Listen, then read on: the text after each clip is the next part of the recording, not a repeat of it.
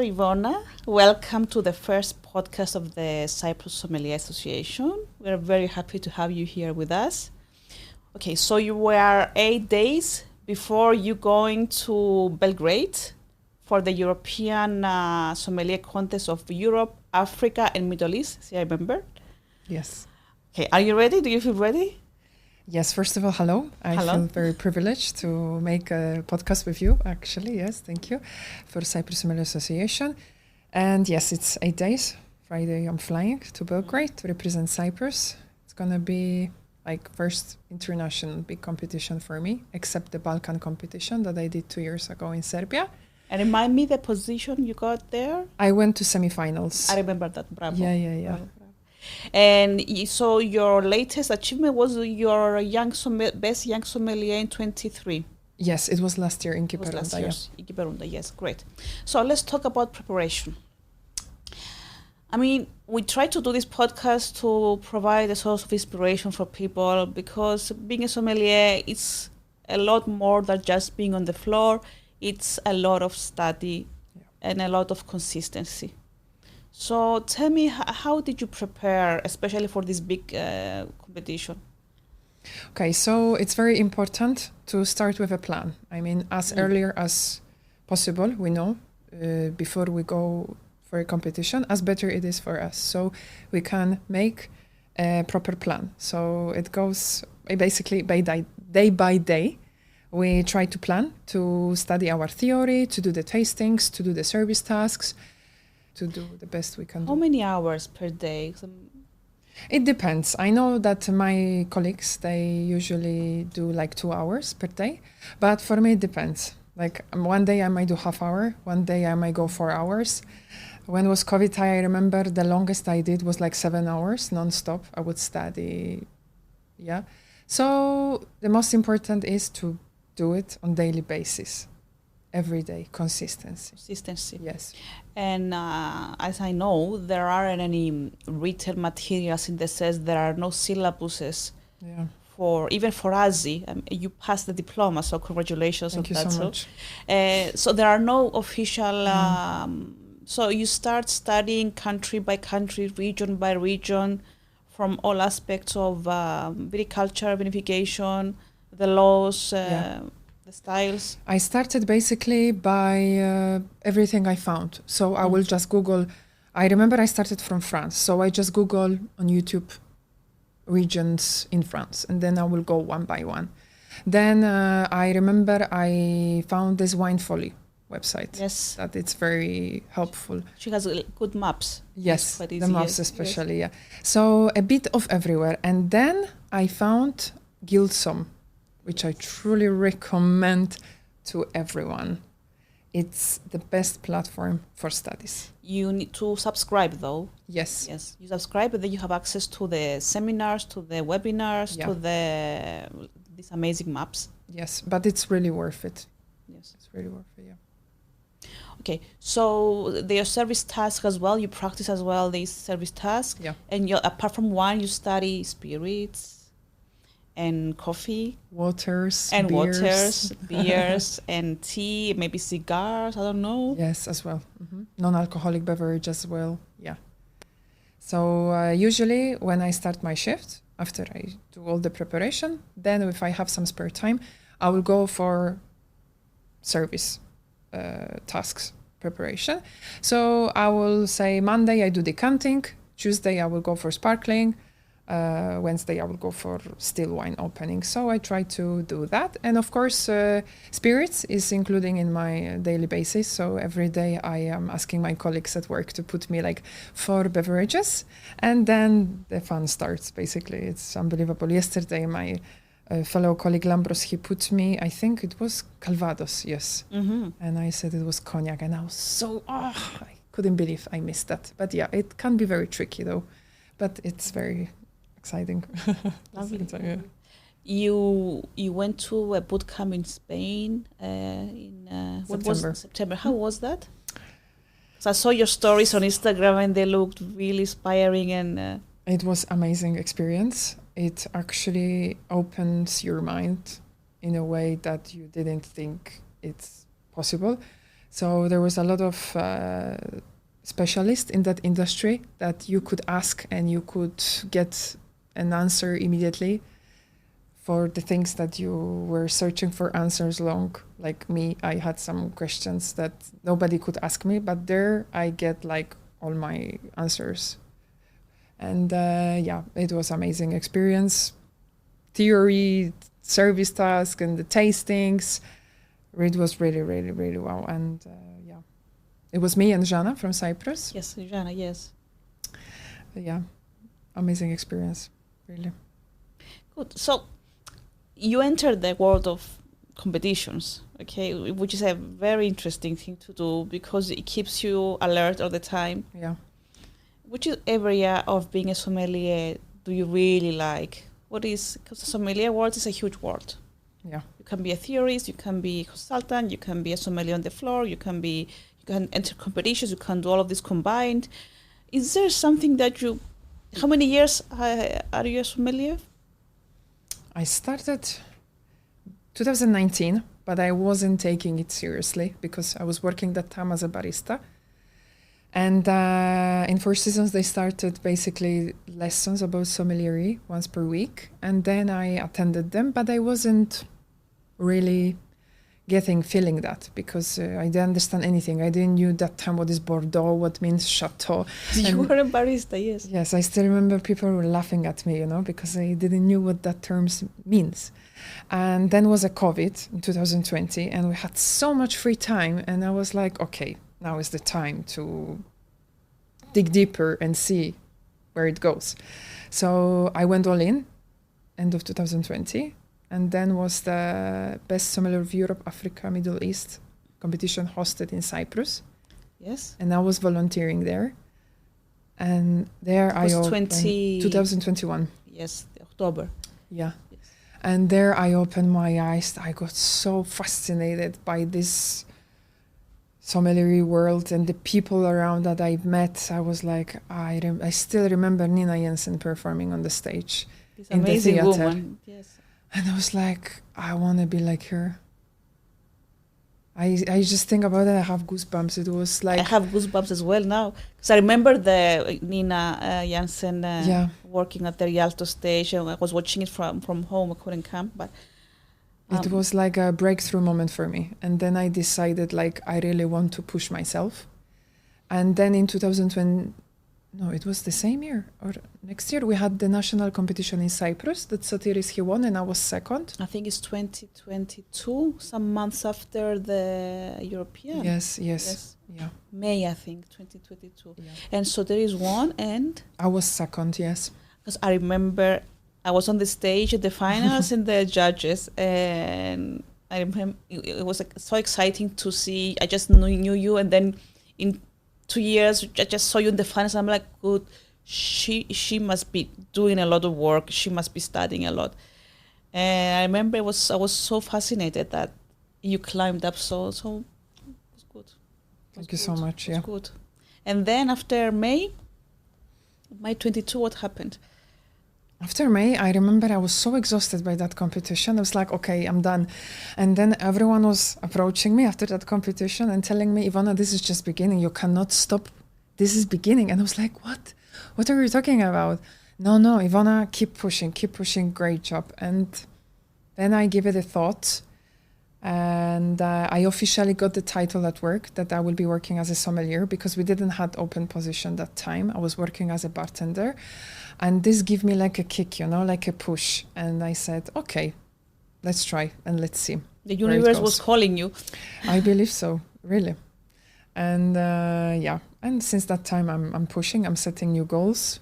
I am currently working on my Court of Master Sommelier Advance. I really want to pursue that. So you have your certified, I know. You got your diploma from the ASI, which is the top ASI qualification.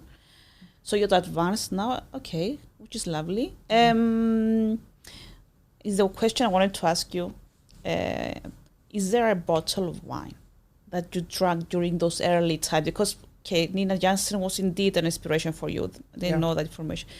A bottle of wine, you said, something is happening here. What is this? Yes, actually it was. I remember one of those sessions we had in Four Seasons. It was one of the suppliers that they brought Krug champagne. Krug, yes. And there was so much debate on that and so much detail and focus on that champagne. And I could see people around me getting fascinated by that. And I was like, okay, this is like creme de la creme, they say, of champagne.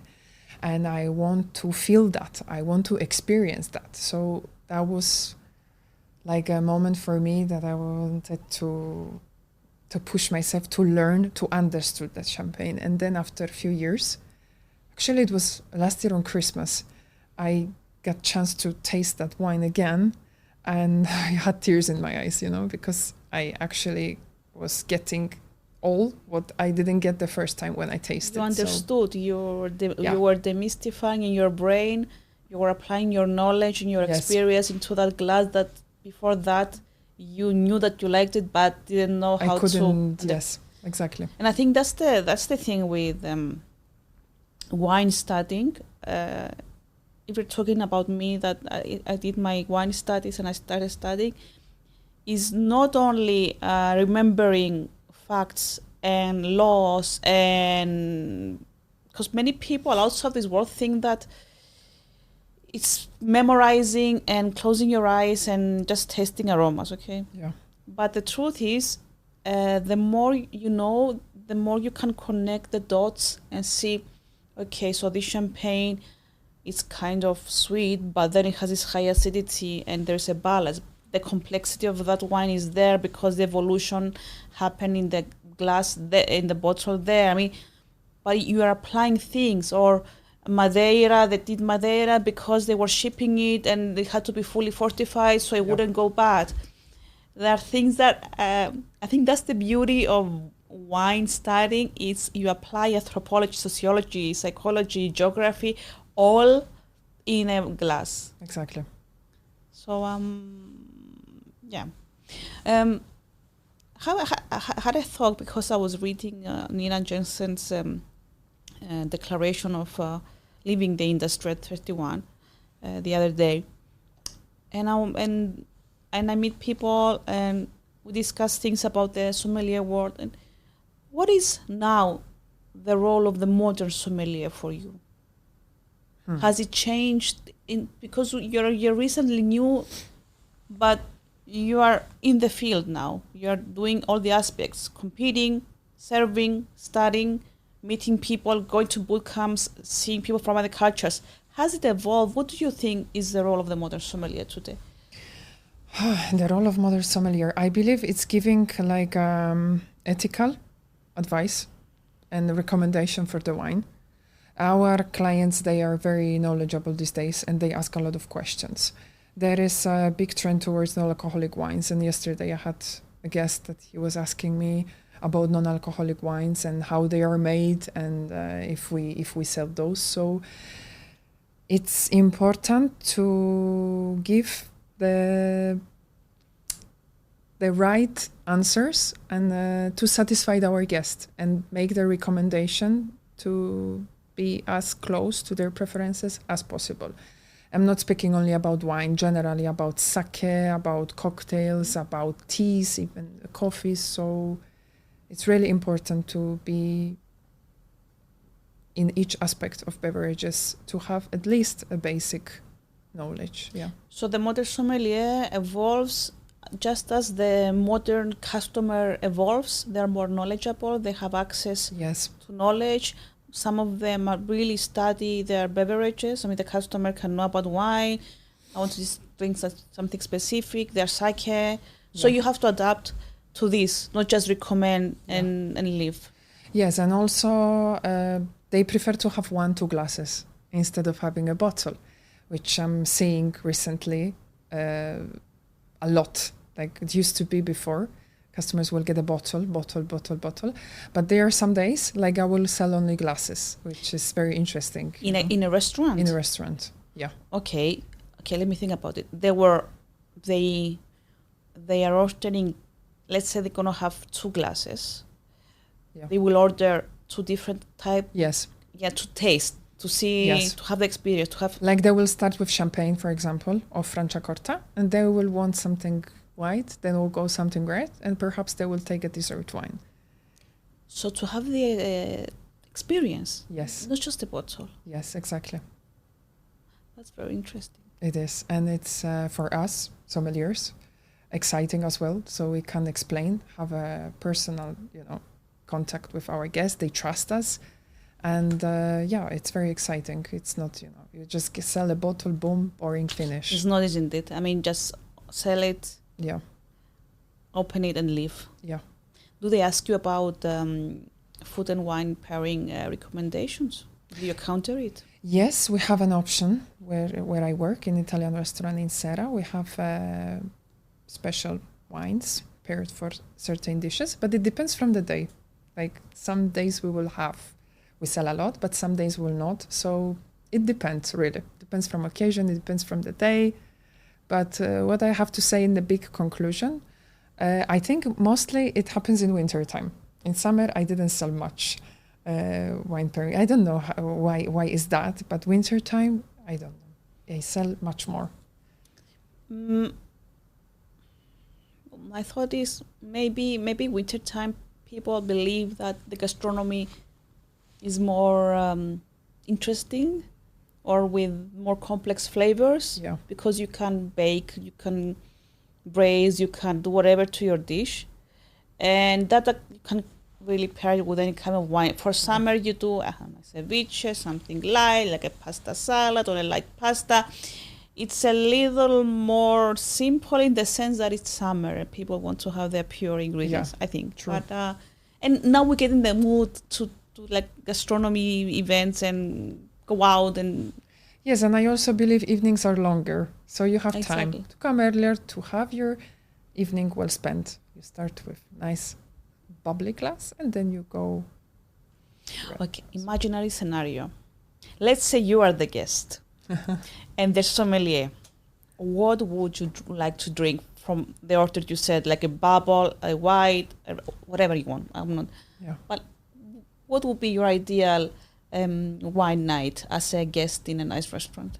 Okay, I always love to start my evening with a glass of sparkling wine. It's like a must for me to refresh my palate and also to get in that mood of relaxation. Like, okay, I'm out, I'm going to enjoy. So yeah, always I will get a glass of... Any type of sparkling wine you like? Any category specific? I love champagne. If you will ask me what's my favorite wine, I will go straight for champagne, particularly Blanc de Blanc. Oh, the one we discussed earlier, yes. Or Franciacorta. I really... Franciacorta, yes. Yes. Lovely. And then you will proceed with? White wine. I'll go for white. What type of white wine? If I would ask you, just pick a variety or a style of wine. I will go for Acertico. I really love this grape variety. The saltiness, the minerality, the sharp acidity. So versatile wine. You can go through so many dishes. It's incredible. I will go for a glass or for a bottle. You will stick with it. Let's say you have a glass and then you will go, your next wine, what would it be? It could be red.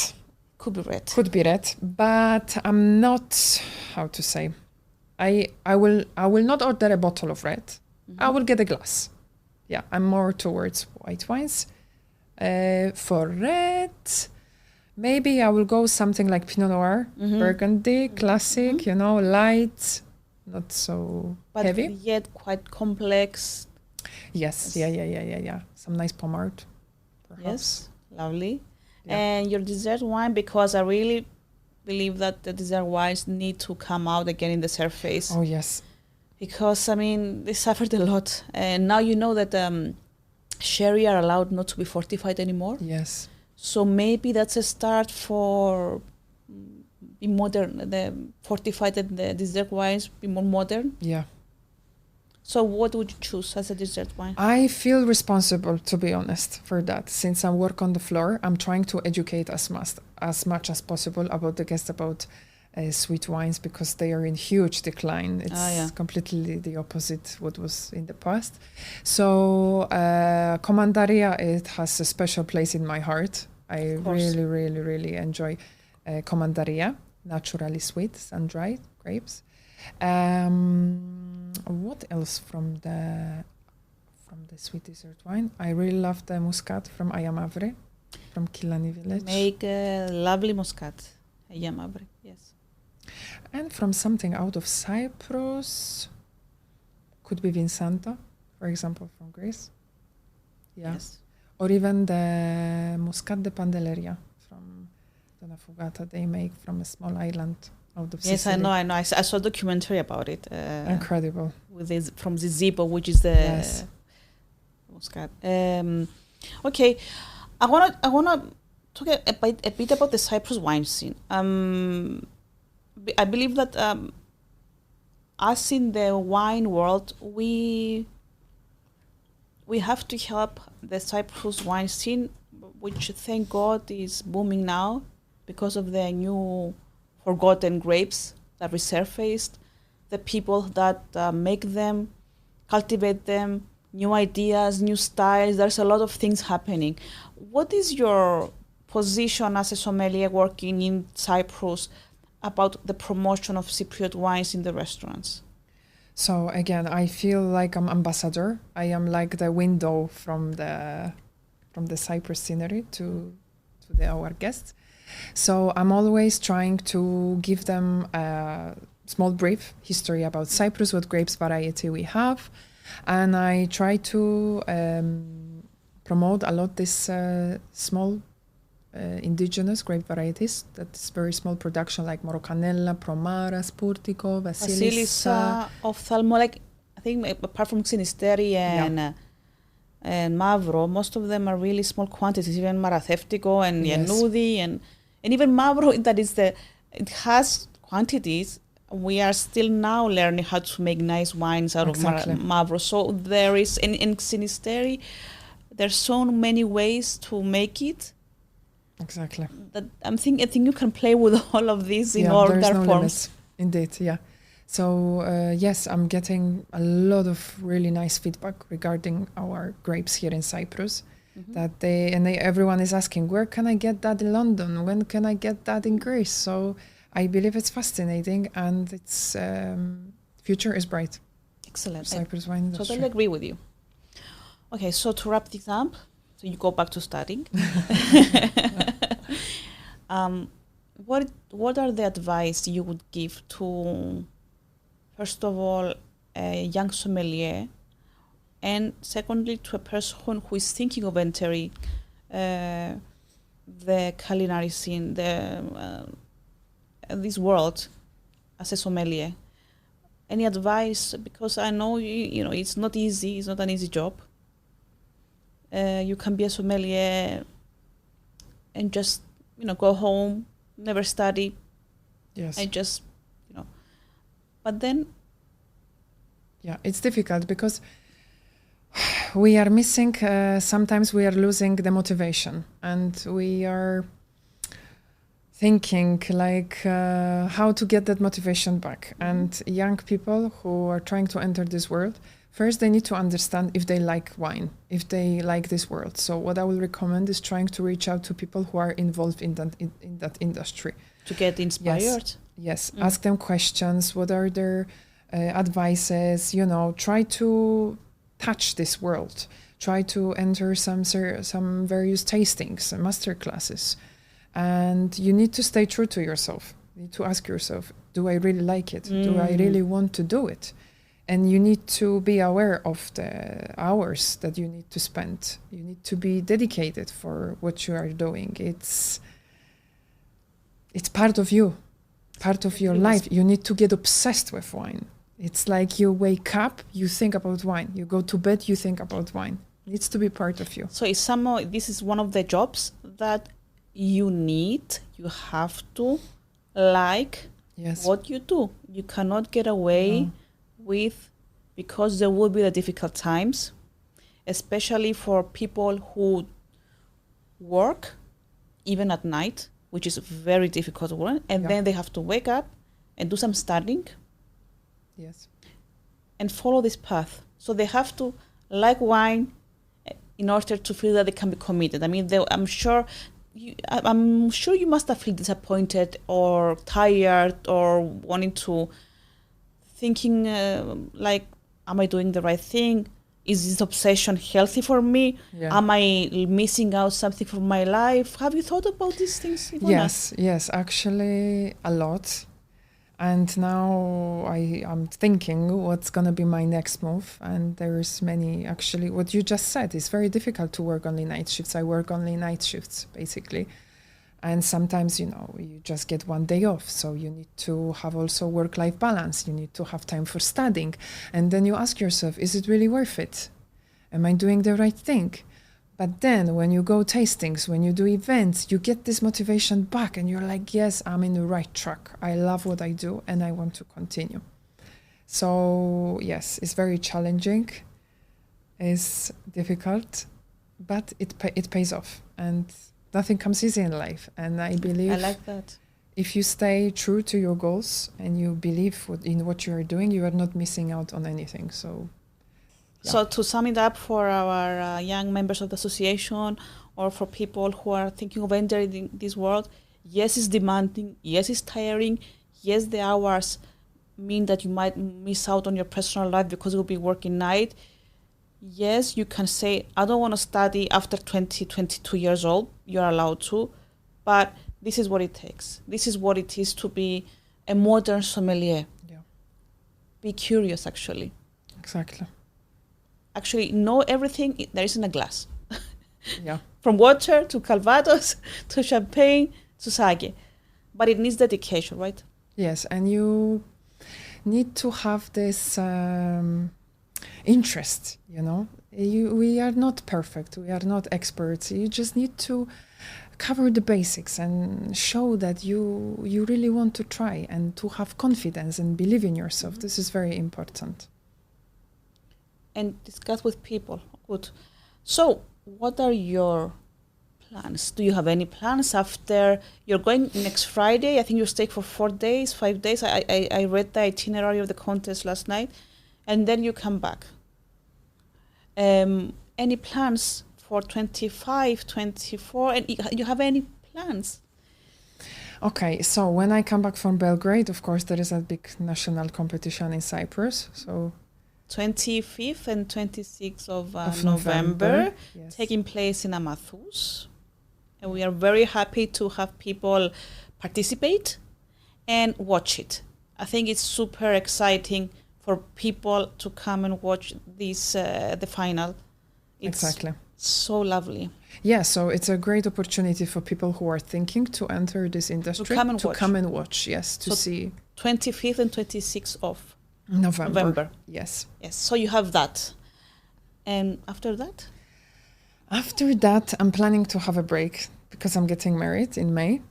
Bravo. 2025. So I want to stay focused on my plans because I am postponing everything. I am putting all my energy and effort for the Serbia right now.